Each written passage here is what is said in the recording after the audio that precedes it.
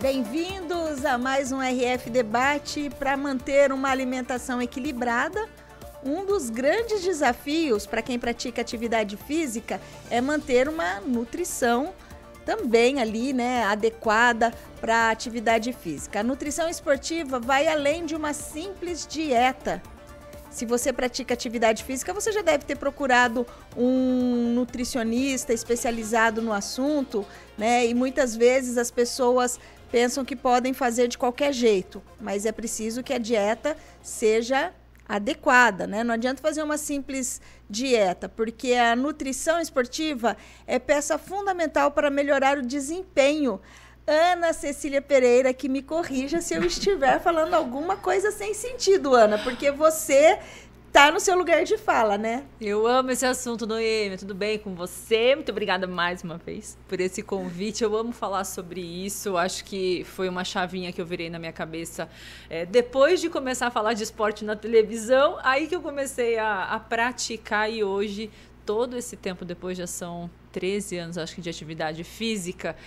Eu acho muito gostoso falar sobre isso e entender agora de fato mesmo, né? Como faz diferença a gente saber o que a gente está comendo, como a gente está se alimentando para render o que a gente quer na atividade física, seja ela qual for. Adorei esse assunto. Tenho certeza que eu tenho muitas dúvidas aqui para ser esclarecidas. Viu? Eu tenho certeza que a gente vai colaborar bastante com as pessoas em casa.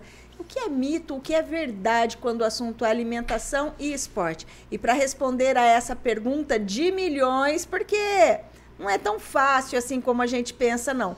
Hoje a gente conversa com a Tayane Malafaia, nutricionista, para entender como uma boa estratégia nutricional pode transformar os resultados de quem busca saúde, energia e performance. Bem-vinda, Tayane!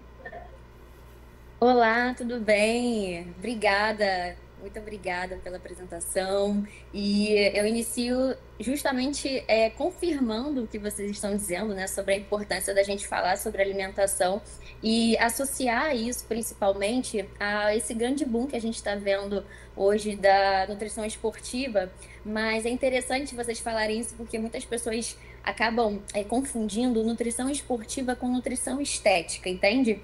Porque quando a gente vai à academia, por exemplo, a gente vai fazer musculação, a gente pensa muito ali na melhora do físico, da melhora da composição corporal, sendo que existem esportes específicos onde a composição corporal, no sentido de hipertrofia, definição, talvez nem seja tão relevante. Por exemplo, atletas de futebol, atletas de vôlei, por exemplo, a gente vê vários tipos de corpos, né? Mas, no sentido geral, o que é mais importante é que a gente saiba lidar com esses indivíduos e fazer justamente a orientação nutricional específica para cada tipo de esporte ou para cada tipo de objetivo, seja ele musculação, hipertrofia, uma melhora da estética ou a melhora da performance atlética, da performance ali no esporte que ele está desenvolvendo.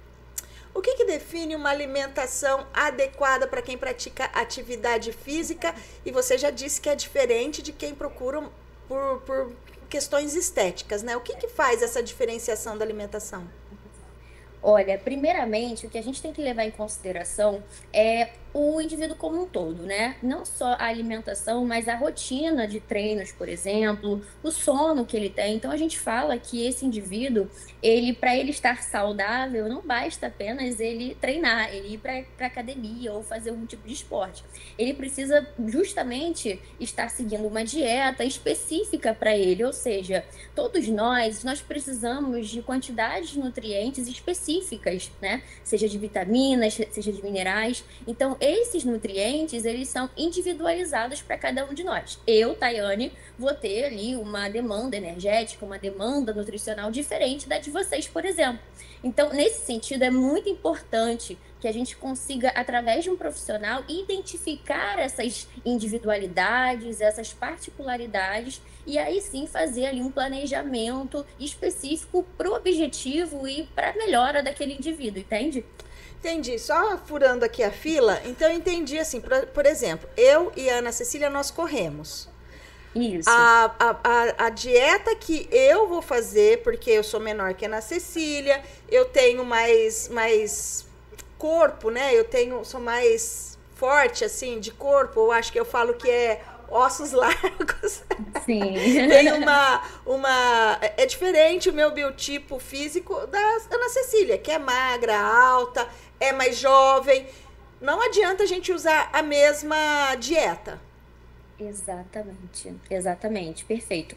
Então, o que a gente vai levar em consideração diante de pessoas diferentes, né? Como você muito bem colocou, o sexo, a altura, o peso corporal. E é interessante também falar o que você levou em consideração, que é o meu corpo, ele tem ossos mais largos, ele tem uma composição diferente. Então, a gente tem que levar em consideração não só o peso do indivíduo, mas sim a distribuição desses compartimentos de massa, né, que a gente diz. Então, a gente tem massa magra, a gente tem massa gorda, né, que a gente chama massa de gordura também, vindo ali principalmente do tecido adiposo. Então, isso tudo é levado em consideração quando a gente vai fazer um planejamento dietético. E também, alinhado a isso, a gente vai levar em consideração o metabolismo daquela pessoa. Exames bioquímicos são muito importantes. Antes mesmo da gente fazer uma dieta para alguém, a gente precisa ver o indivíduo por dentro, né? Eu costumo dizer o seguinte, que as pessoas, elas gostam de melhorar a estética, melhorar o externo, mas quando elas se olham por dentro, elas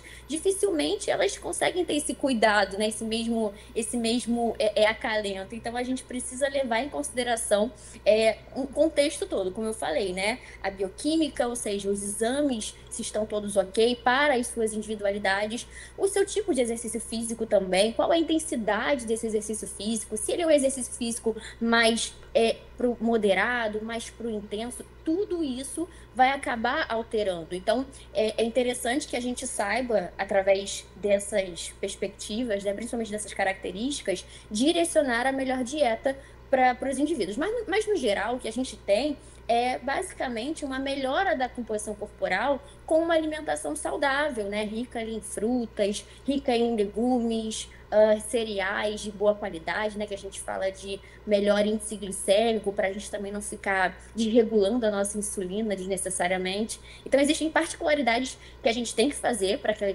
indivíduo, mas também existem dicas, né, gerais que a gente pode dar para os indivíduos que querem ter uma boa alimentação, que querem ter uma reeducação alimentar. Tayane, sabe que quando eu comecei a praticar atividade física, isso tem alguns bons anos, acho que uns 13 mais ou menos, eu achava que eu poderia me alimentar e treinar de uma maneira assim, sem uma organização, sem um objetivo, sem uma estratégia. Na minha cabeça, eu treinava para poder comer o que eu queria. Eu achava que isso fazia sentido lá no começo. E aí eu fui vendo que não fechava essa conta, porque eu não emagrecia, a composição corporal mudava, mas não era o que eu queria. E na época, o CrossFit estava chegando ainda, eu estava caminhando para o CrossFit, né? Porque era um funcionalzão ainda, a gente chamava dessa forma. E eu falava, poxa, mas não tá legal, mas eu tô comendo melhor, mas eu não tinha noção que o comer melhor ainda não era o suficiente. E eu achei muito legal você citar isso, né? Que é muito individual mesmo, tem que ser personalizado.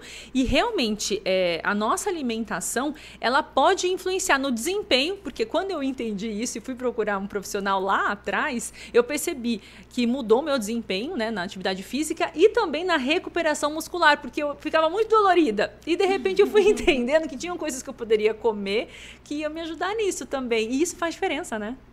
Exatamente, Nacília, eu acho que o que você falou é muito importante, né? Porque inicialmente as pessoas acham que a dieta que a nutricionista passou num dia, ela vai servir para toda a sua vida. Sendo que nós temos contextos também temporários, né? Ou seja, existem momentos onde o nosso corpo ele vai demandar de mais energia, de mais nutrientes.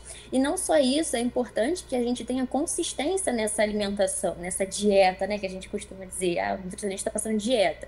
Então não adianta, por exemplo, você seguir a minha dieta ou seguir a dieta de qualquer outra pessoa, porque as suas preferências alimentares, elas também vão ser totalmente diferentes e se houver algum tipo de inconsistência nesse planejamento, no sentido de colocar ali alimentos que você gosta, que façam parte da sua rotina, é muito importante, porque senão você não vai conseguir seguir essa dieta, né? Então, nós nutricionistas, nós temos aí essa grande expertise de colocar na sua rotina uma alimentação adequada, balanceada para a sua realidade, entende?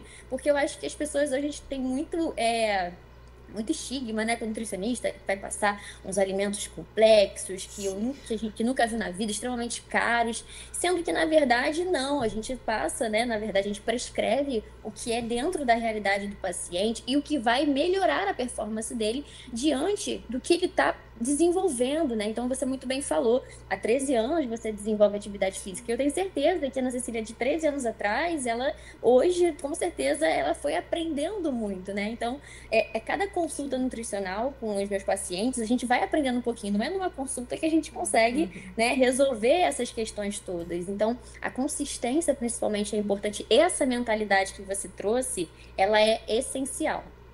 Quais os erros que são mais comuns que podem influenciar no desempenho e na recuperação muscular e na perda de peso, tudo aquilo que, principalmente, eu diria que era só a mulher, mas o homem também, hoje em dia, procura também por um peso adequado, né? Até para evitar correr riscos de problemas de saúde, a gente precisa estar ali com o IMC em dia. Perfeito. Na verdade, o que acontece é, quando eu decido iniciar uma atividade física, a primeira coisa que eu tenho que pensar é, eu quero melhorar a minha saúde. Como a gente falou anteriormente, muitas pessoas buscam, obviamente, para melhorar a estética, mas a gente tem que pensar na primeira coisa que o exercício melhora, que é justamente esses parâmetros, né? Ele melhora principalmente a nossa fadiga, né? A nossa disposição, e isso para a nossa vida toda. Então, a primeira coisa que eu recomendaria seria essa mentalidade, né? De melhorar por saúde, por uma questão mesmo de melhora. Porém, existem também algumas outras situações onde a gente precisa, né, também orientar.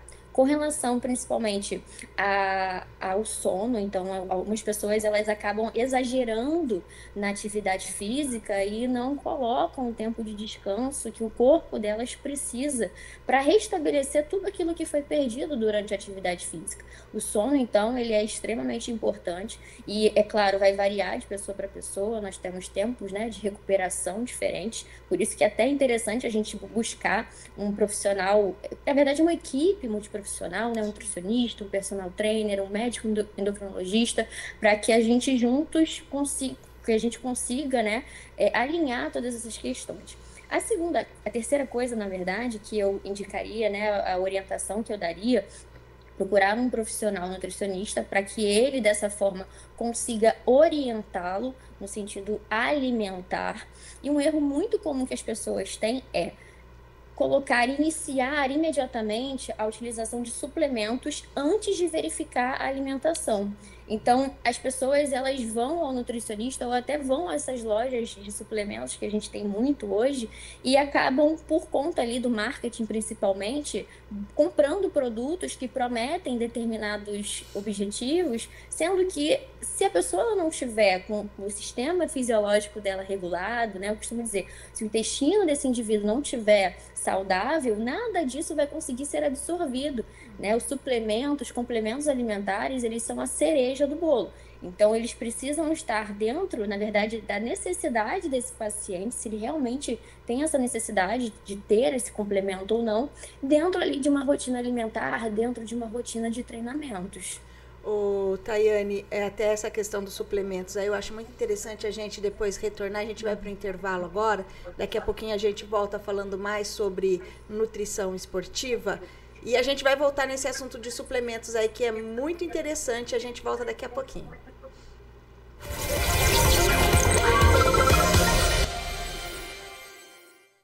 Estamos de volta com o RF Debate, hoje falando sobre nutrição esportiva. Estamos recebendo a nutricionista esportiva Tayane Malafaia.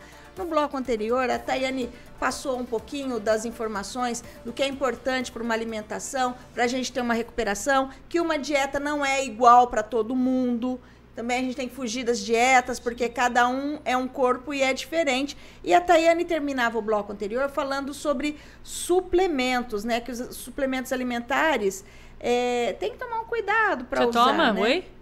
Não tomo, eu não tomo whey. Eu não gosto também, não. Eu não gosto de whey, não. Eu gosto de comer comida. Eu tomava a creatina, mas como eu tenho uma certa resistência no rim, então eu parei de tomar creatina por causa disso e minha suplementação é só alimentar nesse caso. Mas eu queria que você falasse sobre isso, Tayane.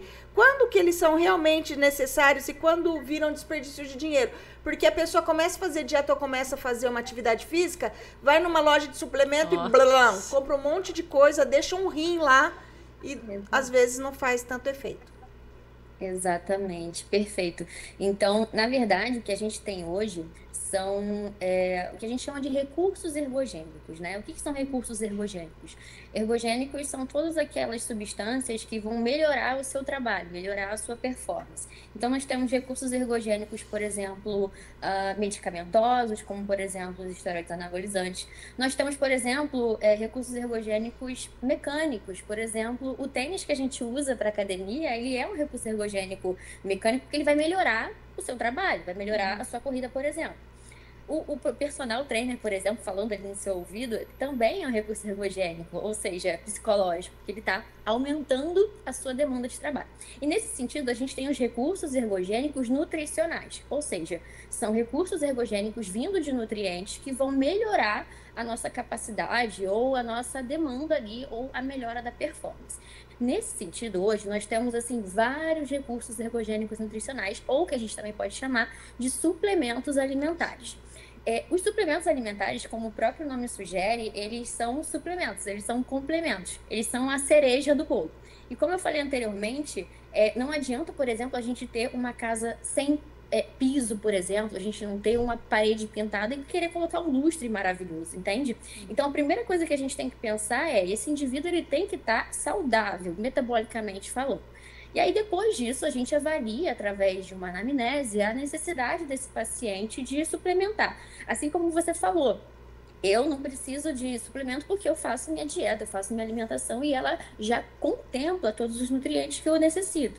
Agora, tem pessoas que, por exemplo, estão em déficit calórico por conta de uma dieta de emagrecimento e muitas vezes a gente não consegue, pelo planejamento alimentar, fazer ali, contemplar todos os nutrientes para as individualidades, demandas daquela pessoa. E nesse sentido, entram os suplementos. E aí vamos pensar num contexto de uma pessoa que pratica atividade física. Hoje nós temos os principais órgãos, as principais associações de nutrição esportiva alinhando, caracterizando em categorias quais são os recursos ergogênicos nutricionais que têm um nível de evidência alto e aqueles que têm um nível de evidência científica não tão alto. Tá? Então, a gente tem, basicamente, né, sendo comprovados com evidência científica elevadíssima através dos estudos, que é a creatina, como você falou, o whey protein, né, ou as proteínas, suplementos alimentares à base de proteínas. Nós temos a beta-alanina, o bicarbonato de sódio, o glicerol, principalmente também os nitratos e, né, as substâncias relacionadas. E também a cafeína, que é uma substância que também é muito conhecida aí por todos nós. Eu acho que isso é muito legal a gente abordar, porque quando eu volto sempre lá no começo, porque eu penso que a pessoa que está começando hoje é esse trajeto que ela faz. Ela vai até uma loja e fala, tô começando a treinar, tô começando a ver, quero ver resultado, o que eu posso comprar? E aí, na loja, ela vai ter uma orientação geral, né? Você pode levar o whey, você pode levar isso, pode levar aquilo. Mas eu acho que a base, o que todo mundo precisa entender, essa conscientização das pessoas, né? Precisa acontecer, que é o profissional da nutrição, que é a primeira pessoa, né, que você precisa ouvir. Porque às vezes você não precisa do whey que custa tanto. Às vezes você nem pode aquele whey, porque tem isso também. Quando comecei, eu falei, não, mas às vezes esse whey não serve pra mim. E hoje eu troco. Gente, eu prefiro terminar de treinar, ir pra minha casa, comer o que eu preciso comer do que tomar um whey correndo. E tem gente que prefere o whey, que não consegue comer, né, depois da refeição. Tem tudo isso. Por isso que é importante, né, Tayane, essa personalização desse conteúdo, do que você vai comer ao longo do dia, não só depois de treinar, antes de treinar, o que você vai comer para render nesse treino. Eu, com o tempo, entendi também que tinham certos alimentos e, dependendo do horário que eu treinava, eles me causavam azia. Então, tudo isso é o profissional de nutrição que vai poder me ajudar a solucionar, né? Exatamente, Ana Cecília. A gente fala, né? Eu falei sobre a anamnese alimentar justamente porque eu preciso entender todo o seu contexto de vida, né? Não só o que você gosta de comer, mas qual é o tipo de treinamento que você faz, na verdade, os intervalos que você utiliza, né, para fazer essas alimentações, como você muito bem colocou. Eu costumo dizer, meninas, que não existe alimento pré-treino, ou alimento intra-treino, ou alimento pós-treino, né? A gente tem, na verdade, uma alimentação balanceada ao longo do nosso dia, e dentro dessa alimentação, a gente, obviamente, tenta encaixar nesses momentos de pré-treino e pós-treino, alimentos que vão ajudar a melhorar a nossa performance. Mas o mais importante é o que a gente consome ao longo do nosso dia, ao longo ali das nossas demandas, nesse contexto todo que a gente está falando. E aí, como você muito bem falou também, a questão da alimentação, ela entra aí como um grande combustível também. Se eu, por exemplo, faço atividade física de manhã cedo, eu não consigo comer, qual vai ser o substrato energético que eu vou ter para fazer aquela atividade física? Que momento que eu vou fazer essa alimentação? Que tipo de alimentação eu vou poder fazer para que eu tenha energia para praticar o meu exercício? Então, essas informações, elas são muito importantes no contexto da consulta nutricional, porque a gente consegue alinhar e consegue direcionar melhor esse paciente justamente para que ele não tenha essas adversidades, né, esses sintomas ruins durante o exercício físico. Tayane, outra coisa, a gente fala aí de suplementos, essas coisas, de alimentação, dieta, mas às vezes tem assim um influencer, uma pessoa de destaque que vive de clara de ovo, que vive de shake, e daí a pessoa que está assistindo a gente em casa vai pelo mesmo caminho, daí com essas dietas restritivas, dietas da modinha.